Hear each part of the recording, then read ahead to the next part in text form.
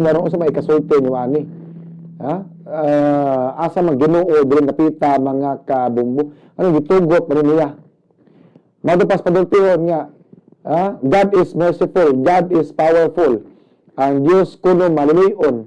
Pero ngano gitugutan man sa Dios, lumupan ang pipila ka mga lugar kadto karon sa kauluhan, daghan ang nangamatay, daghan ang mga kabtangan nangaguba, gilunupan og maayo unya ang tubig sa baha ni abot na silang atop mga kabumbo.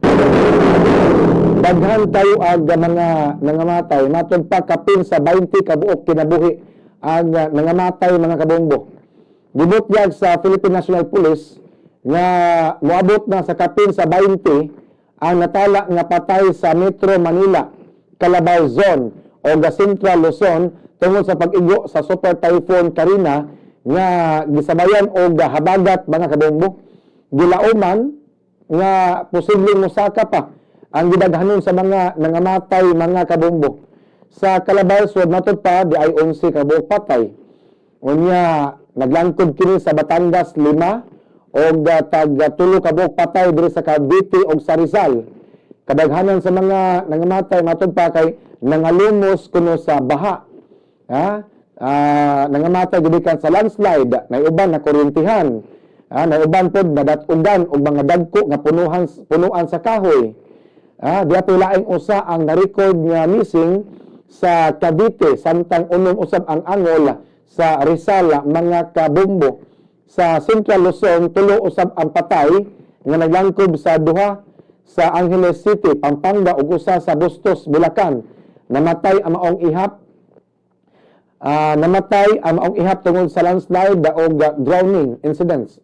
Samtag laing tulo ang natalang samdan sa nasong rehiyon. Unya sa Metro Manila, 7 ang patay diin gilangkuban kini sa duha sa Manila ug tagsa sa Malabon, Valenzuela, San Juan, Mandaluyong ug Pasay. Diapoy patay namatay. Gumikan sa pagkalumos og dakurintihan. Samtang lain pong 8 ang gikatahong angol sa Quezon City mga kabombo.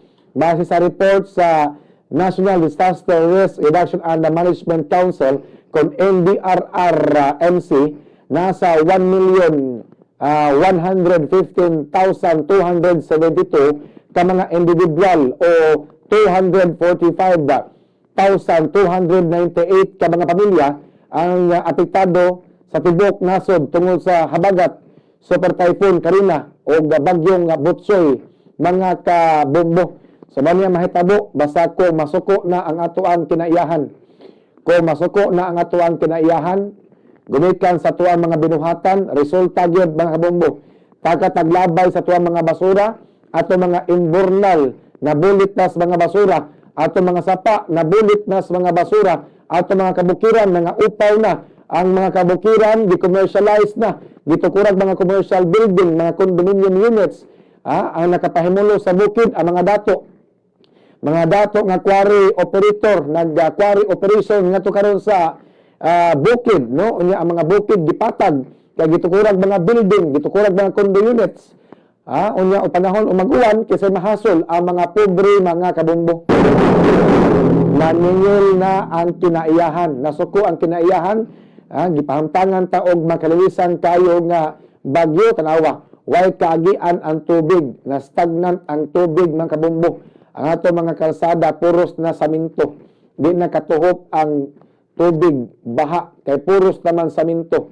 Ang ato mga sapa, mga kabombo, dito karon sa Metro Manila, ni mabaw, ni gamay, na bulit sa basura. Mga kabombo, wala nga, muna niyabag ang mga tao, o saoy na pagsulbad ni. Kiniilan problema, gatubang karon mga kabombo. Ang uban mga biktima sa baha, nireklamo, kay dugay kuno naabot ang mga rescuers. Unsaon pag-abot dayon sa mga rescuers na anti-rescue, biktima po sa baha.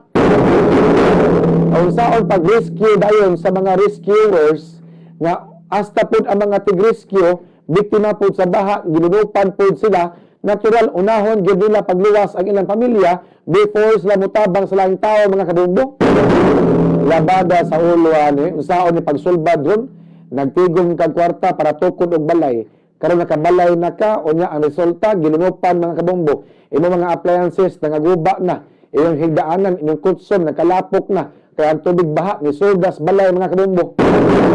Ha, inyong kusina, sala, inyong kwarto, nabulit na slapok, kaya ang tubig baha ni Surdas balay mga kabombo. Ang gilulupan og maayong lapad kayo ang kadaot mugna sa bagyo mga kabombo. Unya ang nakapait pagin-ani kaya mga importanteng mga dokumento, ang mga appliances, mga mahalon nga mga appliances nga guba gumikan sa kini aga tubig baha nga misolve nga to karon sa balay mga kabombo.